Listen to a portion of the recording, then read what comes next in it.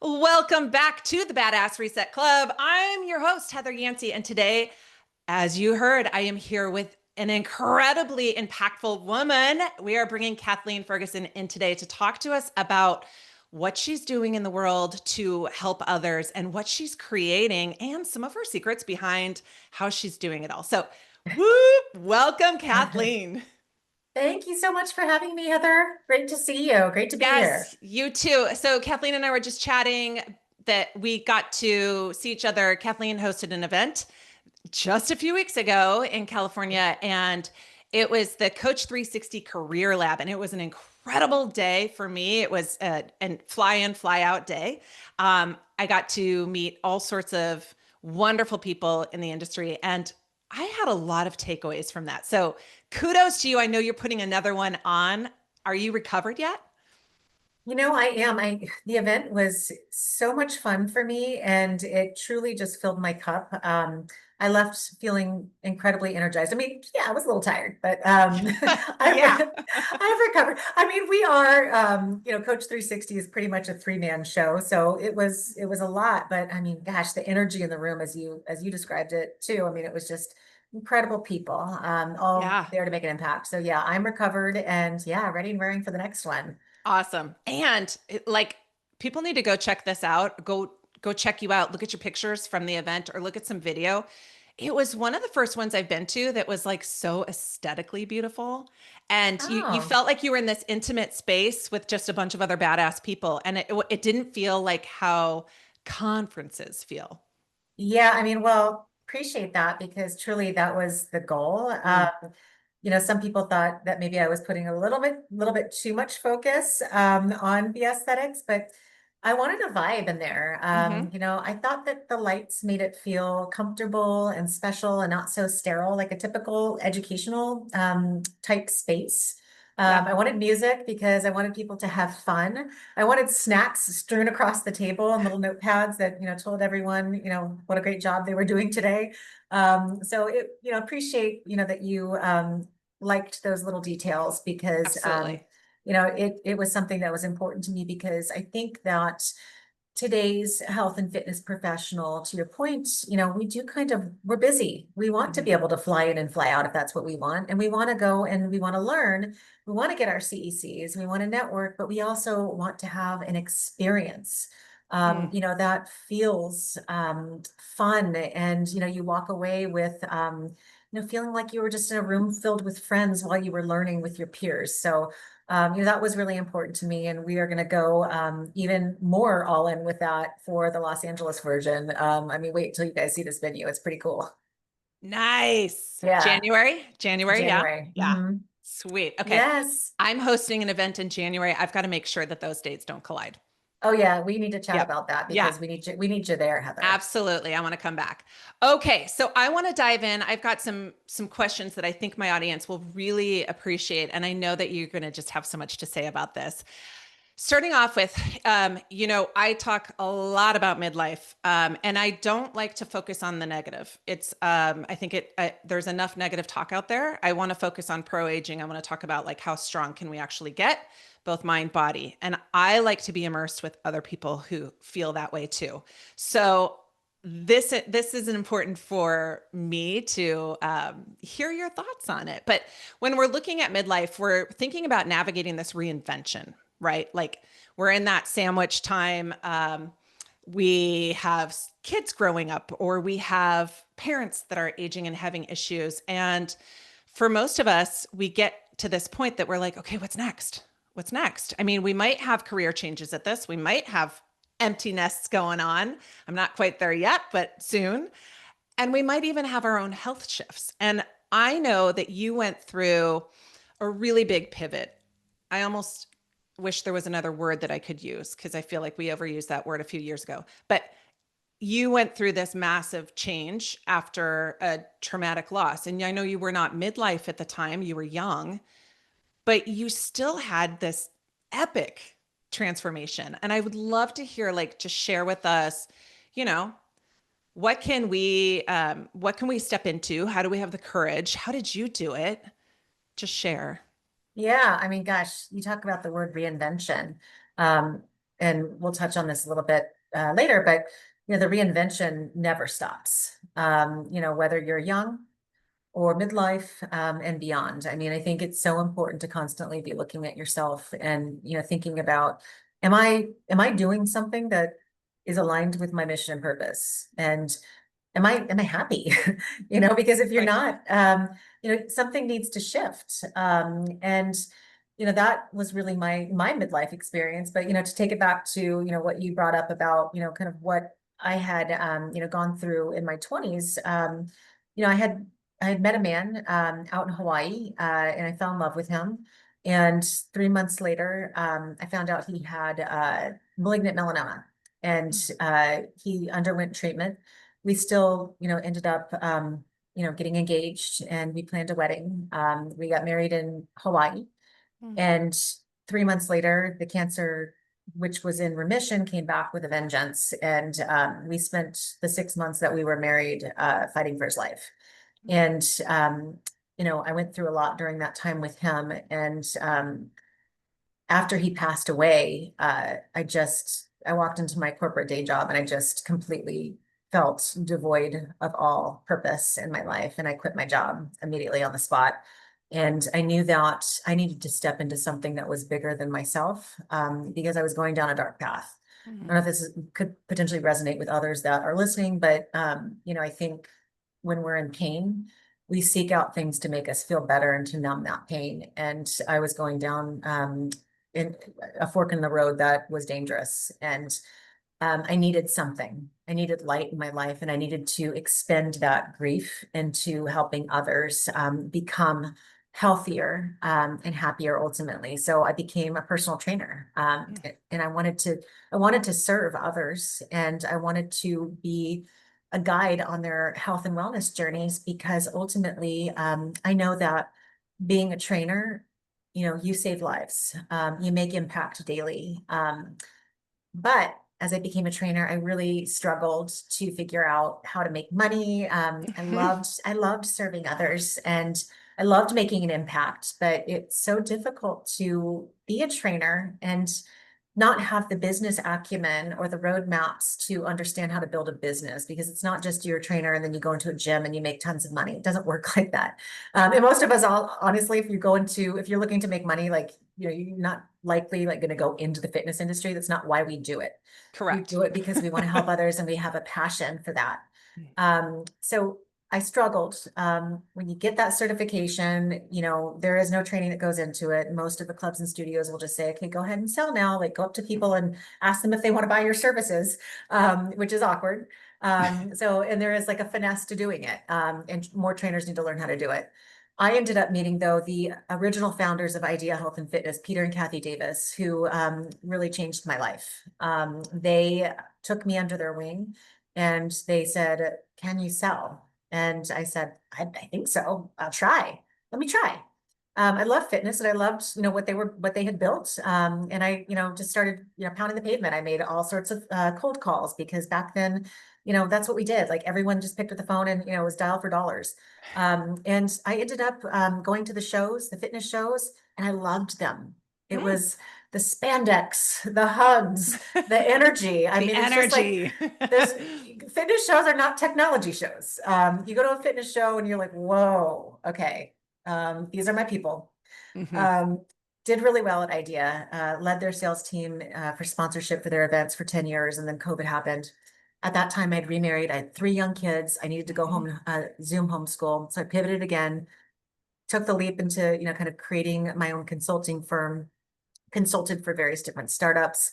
Most recently, Athlotech News. I built out their sponsorship media platform, like early days, with Eddie Hertzman, and love what they're doing. So wonderful in the B2B space and delivering the news. But that was when I hit another pivot. So I'll stop there because I've been talking a lot, and I don't know if No, you want me to go into all that good, next all pivot, good. but I that think you should. Yes, that's a natural yeah. progression. Let's hear.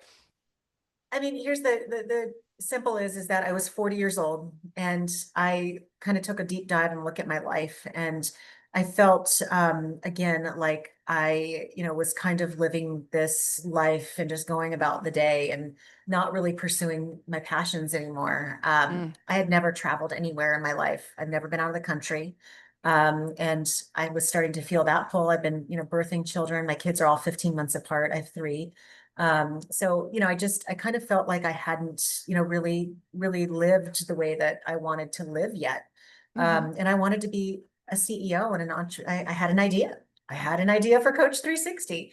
So I got a life coach, and that life coach was another person that was transformational in my development. And he was like, "Listen," he's like, "you need to write down what your goals are. Let's go. Let's just start with three.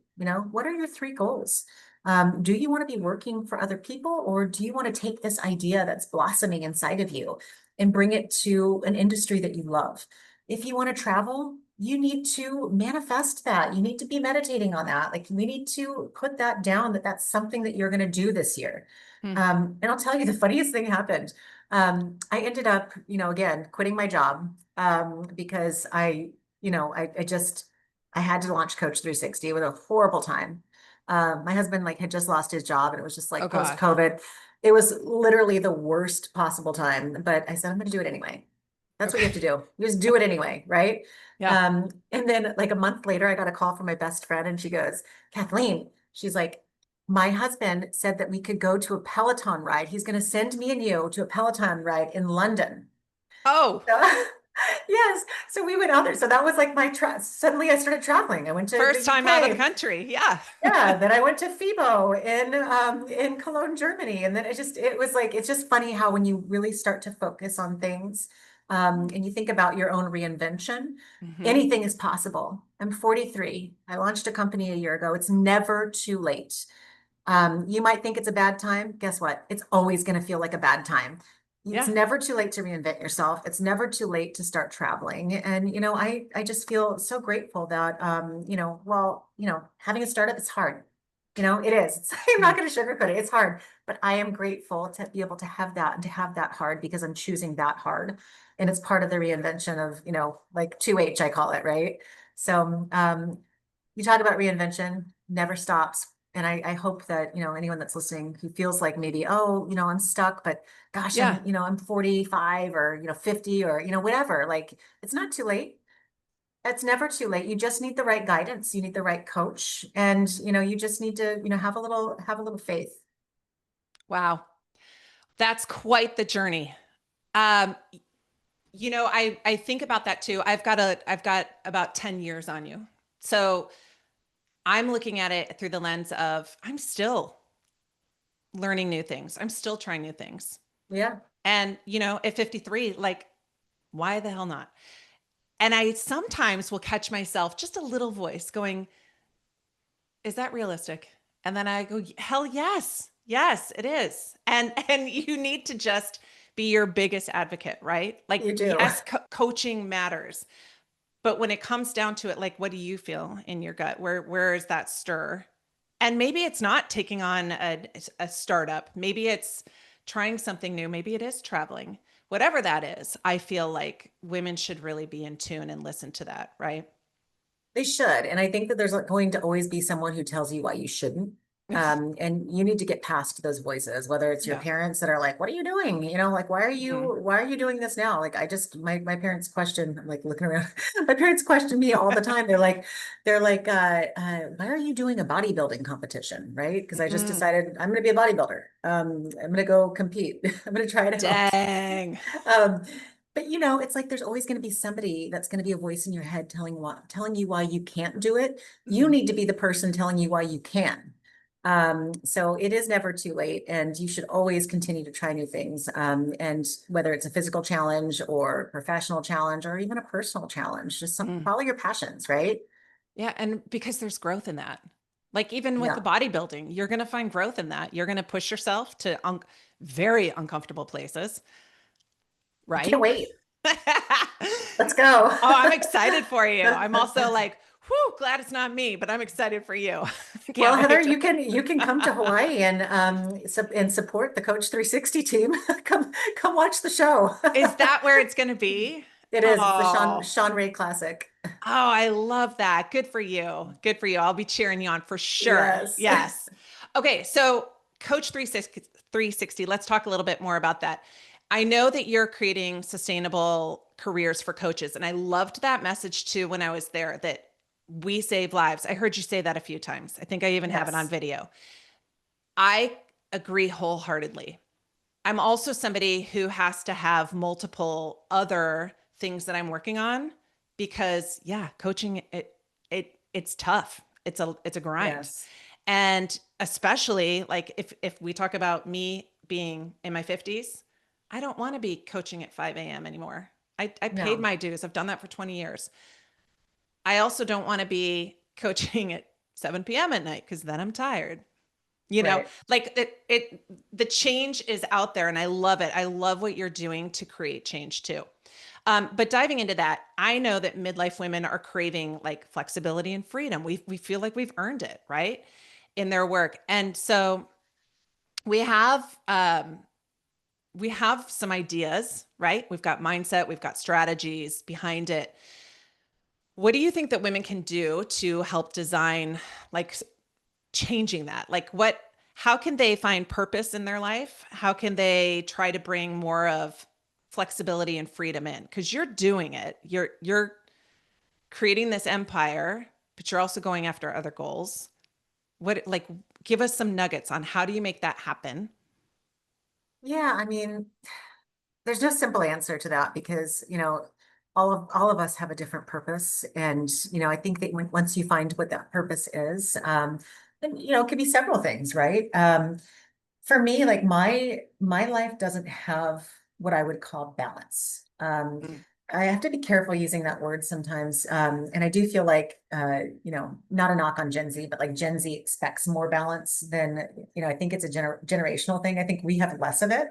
mm, Whereas like Gen Z comes in, it's something that's expected, which is great, right? Like that's a good, healthy mindset to have. absolutely. For me, like I don't necessarily have balance. I feel like I have fluidity. And I feel like I have like my career flows into other parts of my life that I'm also very passionate about. So a lot of the travel, for instance, that I do is related to work, but I'm able to tack on a few days because I make my own schedule and I can, go explore Paris or I can, go do a competition somewhere and I can, build in, content surrounding my business. So I'm not sure if that makes sense, but I think it's more of a holistic approach to, Yeah. how I look at the snapshot of like what my life is. Where, I have, the flexibility to be able to, spend the quality time with my kids, which I think on the weekends, I try to completely unplug. Of course, there's usually a few things here or there because I do have a startup, but, I try to unplug and like, we're at basketball games and, we're, at, football games and doing all the kids sports things and that also really fills my cup. I love all of that. Hmm. And just being able to do homework at night and get the kids to sports practice. So you carve out the time for the things that are important to you. And that's Hmm. just the plain and simple of it. Like if it's important, you make time for it. And sometimes it's not always going to feel like balance. And I think accepting that that's okay, is part of, having what feels like something that, creates that synergistic life for yourself. Yeah. So I'm always careful with that word balance because I don't feel it in my own life necessarily, but I feel happy with Mm. just how the synergies of these different buckets of my life. Like the kids, they like to work out now because they see mom working out. So it's something we can do together. So each component of what I'm passionate about flows into other components quite nicely. Of course, there's always going to be times of overwhelm. And then, when there are times of overwhelm, I take a step back and, I dial in my meditation. Mm. And I dial in the controllables, right? Like all you can control are the controllables. There's going to be things that are out of your control. And those are the things that you cannot waste your time and your energy on. You have to just accept those things and know that they're going to flow in and out of your life. They're going to ebb and flow. Yeah. Yeah. You're a meditator? Oh yeah, twice a day. I have I'd lose. not mastered it yet. Oh, I'm guided. I have to use, I mean, I Okay. use Insight Timer. I love Okay. Insight Timer. And I've been like right now I've been focused a lot on the topic of neutrality Mm. and trying not to label things good or bad.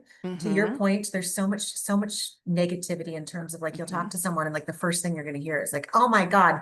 And they'll ramble off the list of all the, the stuff that's happened to them over the Yep. last month. And you're like, oh my, you're like, I need therapy after this. Yeah. So I think that, the neutrality topic is, something that's really kept me quite grounded when, Mhm. things right now in my life feel really out of control sometimes.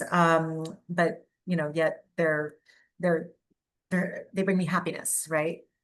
I really like that phrase, neutrality. I also equate that a little bit with being adaptable. Yeah.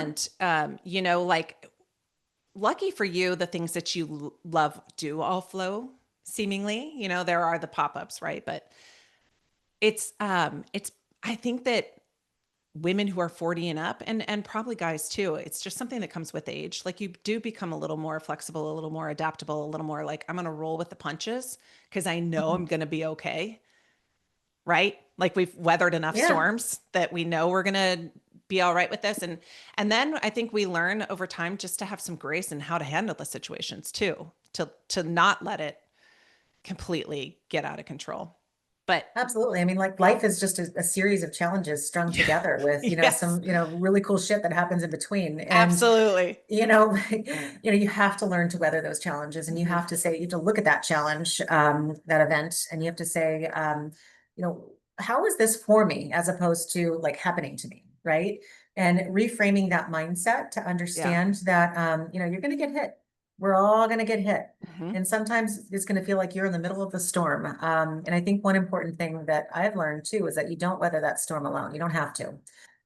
You're never alone. We all have people that we can lean into Yep. when needed. And those people, surround yourself with people that are going to uplift you, not the energy vampires. You want to be around those people that, your hype people during those storms. And what can you take from those? Great advice. Yeah, you need a squad. You do. Hmm. Yeah, and sometimes, and I know that people listening can relate to this. Sometimes that squad is not your immediate family. It's not the people closest to you because sometimes they don't really truly. They just want to make it better. They don't, Hmm. they just want to like fix. And that's not always what we need. We just need sometimes just someone to listen and have our backs. I know family has our backs, but I hear what you're saying. You need that group of people, and it could be a coach. It could be a life coach, right? Was did you work with Todd Durkin? I've worked with Todd for a while, yeah. So Yeah. I've known Todd for over 15 years. Yeah. But we recently, like when I launched Coach 360, we recently kind of like came back together and we've been collaborating a lot more just because I love what he's doing and he's been a huge Hmm. support. So he's a great friend and I want to be part of everything he's doing. I'm always like, Todd, can you come speak at this? Can you I just love his energy. I mean, talk about a hype Right? person. Yeah. He's Yeah. he is the ultimate hype person with the get your mind right and all of that Oh yeah. stuff. I mean, it's Yeah. just he's the best. I remember years ago, I can't remember, like maybe it was 2010, Todd speaking, and people were just on their feet. It was a big, huge, this was back when like Idea had those humongous rooms, Ballrooms, yeah. for speaking. And he was up on the stage and everybody was on their feet and people were just hyped. And yes, the whole hoodie, it's been a fun pleasure watching him speak over the years. Yeah, yeah. I don't know if you've heard of his mountain retreat. I Um, have. but I went last year. It was really cool. It Oh, was a different event than like I've ever been to. I feel like you would like this. And ooh, anyway, it's in Montana and it's I think November 10th, but really fun because like we went into the lake as our ice bath. So it had all these like kind of like recovery style experiences baked into this beautiful natural setting. It was incredible. huh. Wow. Another one to add to the list. Yeah. Unfortunately for me, November is like an extreme travel month this year, but I know. I'd love to do that. That sounds fantastic. I went on a women's Yeah. retreat this year with Christine Conti and her group. Oh, I have to get And in on that. oh my gosh, was it amazing. Now it's a trek from Seattle to the Dominican Republic. It's a trek. Took How do me you, about 17 hours to get there, but It Oh was my worth it. gosh. That is Mhm. so neat. I've always Yeah. wanted to do something like that. I need to get in on a women's retreat. It's pretty magical. Yeah, what they do. Yeah. Okay. So a few more questions for you. I am a big fan of finding confidence. I believe we find confidence the stronger we get, mentally, physically. But I know that a lot of women struggle with it. And I'd love to know, like, when you shifted careers, when you changed things, like, how did that shape confidence for you? What do you feel is different? Yeah, I mean, I think confidence, again, is one of those things that ebbs and flows for me Mhm. personally. Sometimes you wake up and you feel like a badass that can take on the world. And then there's other days where you're just like, you feel like an imposter. Mm. The imposter syndrome is real. Because you look at things that truly shouldn't matter, but do. And you're like, well, why should I be giving advice on this? I'm not successful yet, but the truth is that, you are successful. Mm. And everyone's definition of success is different. I mean, I know, for some people, they're going to be told that, having, have their business making a certain amount of money is what equates to success. For others, it's, being a great parent. For others, it's being a great wife or husband, or friend. So I think you need to define what your success means to you. And it could be all of those things, of course. And, really lean into that. And one of the things that I took away from my life coaching was that we tell ourselves these little lies every single day, these lies that are not true. And when I say lies, I'm, these horrible things that we would say to ourselves, but not say to one of our close friends or a person that we love. So why do we say these things to ourselves? So I think it's important to, really like look at like a negative thing that you're saying about yourself and ask yourself if it's really true and actually Mhm. contradict how it's not true. Mhm. And come to the end of that and realize, okay, wait a minute, that's actually not true. Then you walk away with that perspective because you've reframed from where you started with the negative talk. So for me, like that strategy has been really effective. But again, it's like we're human. There's going to be days where we don't feel, like we're successful or like we're enough, right? I think that's the word. It's, feeling like we're enough. Mhm. And I think that as women, it's even harder. I mean, I think there's so many different challenges. Again, this is going to be generational, but like growing up, like the expectations of what a woman could do, with her life and with a career are very different than what, someone who's Gen Z or Alpha is going to experience now going into the world. Women are much more empowered. More women are being, promoted into executive positions. And, I mean, I have struggled myself in my own career trying to work my way up. So I think, right now, I think for women who are, kind of midlife, they're probably experience similar Mhm. to what I'm talking about because as kids, we weren't told necessarily that we were enough. We were told we had to be nice. We were told to be having to do all these things. So as a result of that, we had to put up with like a lot of shit, going through our Yeah. careers and our lives, because we thought we had to be a certain way. So I think, a certain level of work on ourselves to reframe, that mentality, is important in order to build that confidence and, really establishing like, what is it that I'm not confident about? What lies am I telling myself? And lean into that and work on that. Do the work on that, whether it's, your health, whether it's your fitness, whether it's your profession or, your ability to take a leap in your life to do something, like do, some sort of like for me, it's like, this bodybuilding thing.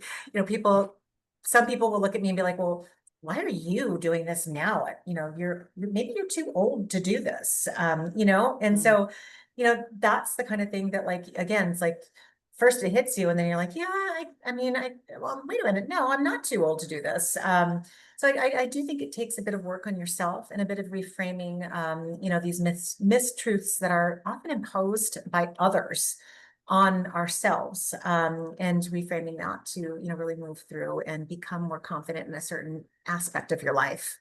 Mhm. Yes. I love the reframing. So I've shared this with my audience before. I have a little thing when I'm training people in person when they come to my studio. If they come in and start talking shit on themselves, I make them walk out and come back in. And they, Start over. yeah. And they have to change the way they're talking to themselves, not to Yeah, me, I love that. to themselves. But I also am really passionate about I am statements. Like flip that script already. Yeah. On the days that you're not feeling enough, on the days that you're feeling tired, maybe you don't feel great in your skin, whatever it Hmm. is, flip it and start saying, I am this, whatever. And then you keep repeating that to yourself and you become that, right? Like if I keep saying, I'm so out of shape, I'm so, ugh, like I'm not good at this. Well, guess what? You're not going to be good at it and you are going to feel like crap. So Hmm. yeah, the I You am are, you statements, love those. absolutely.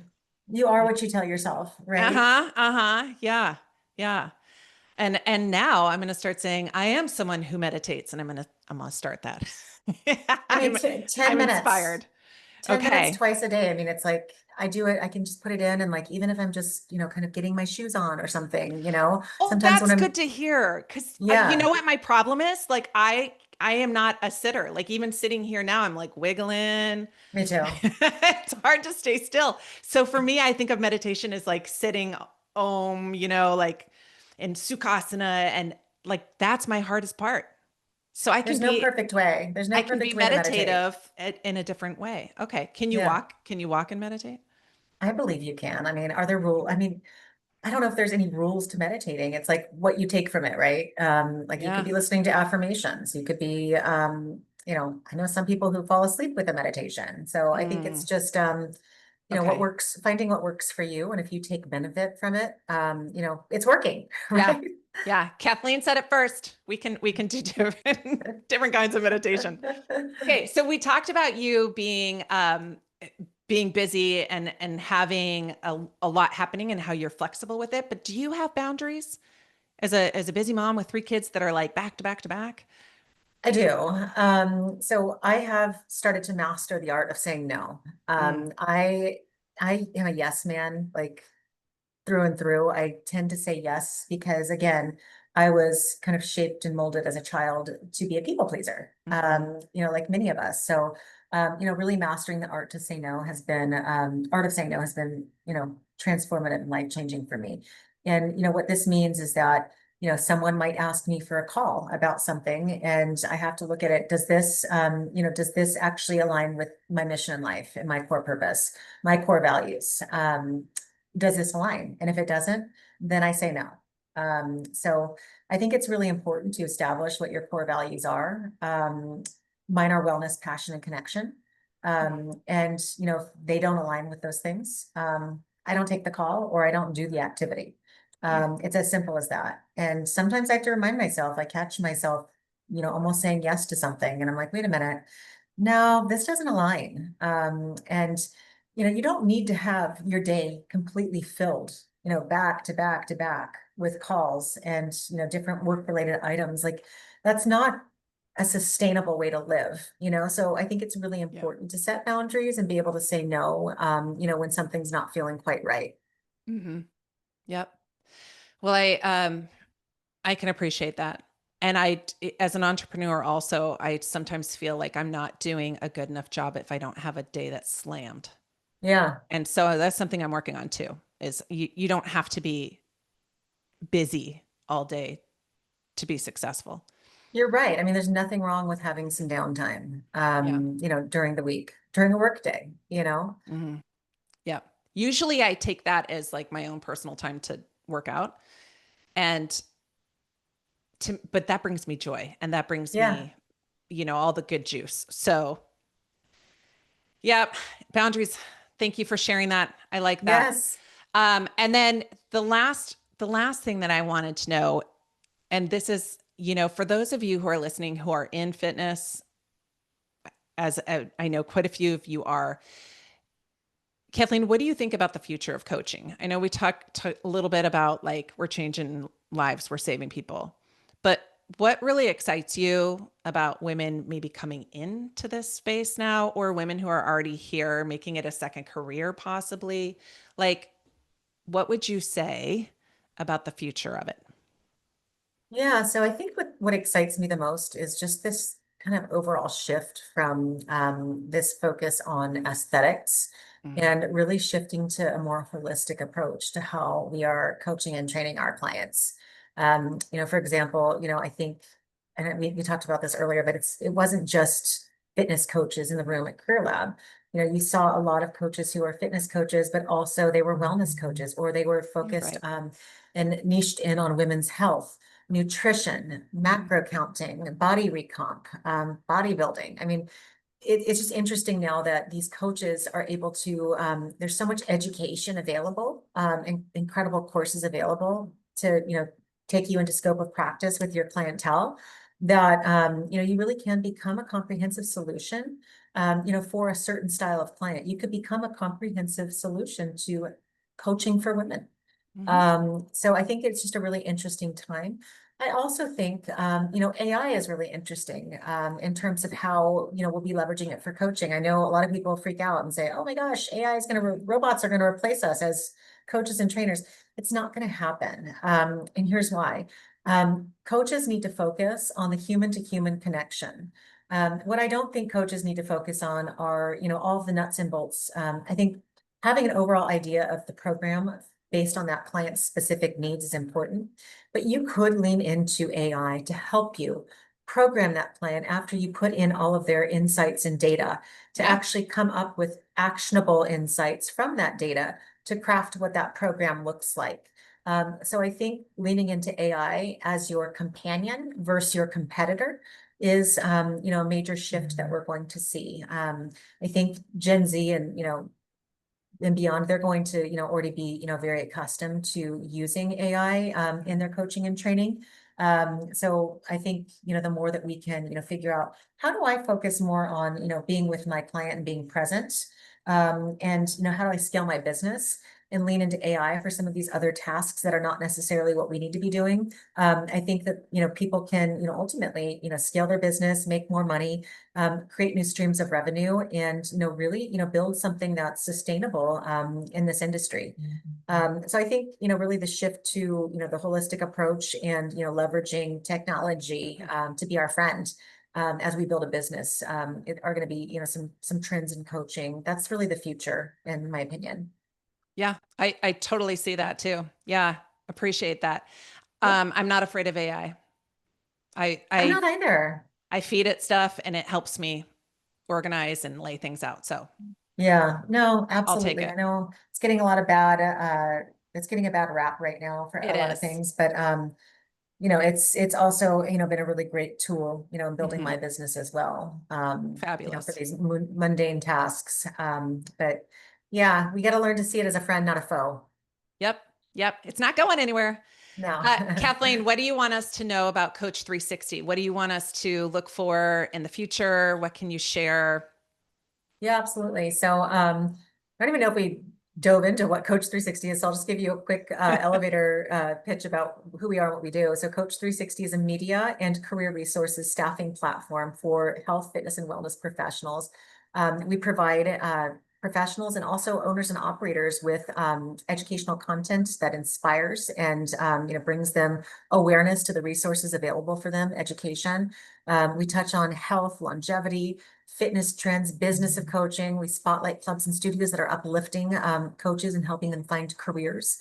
We also build a strong sense of community, and we have over 1,700 club and studio locations Mm. posting jobs on our Marketplace by Coach 360 platform. So lots of fun stuff there. But I think the big thing that's coming up that would be really exciting for listeners would be that we do have our second installment of Career Lab by Coach 360 that will be held in Los Angeles mid-January. Again, we'll talk so we don't overlap, but I think it's a really great opportunity for anyone that is already in the industry that's like, just kind of trying to figure out how to build something that's sustainable. They love it, they're passionate about it, or what we saw was there was a lot of people there who hadn't made the leap yet and gotten their initial certification. So if you're Mm. thinking about becoming a fitness professional, you're welcome there too.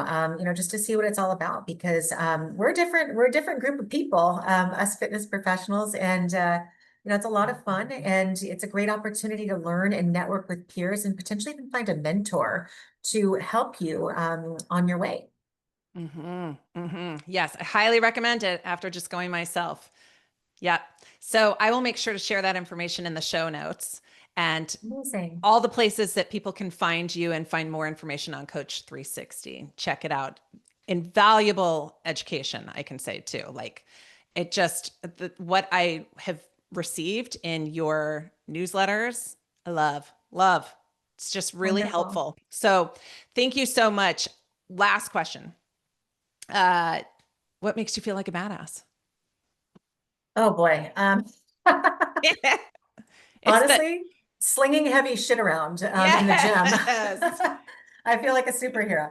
I think having success, I felt like a badass after Career Lab, but also, lifting the weights. I think physical challenges make me feel most powerful.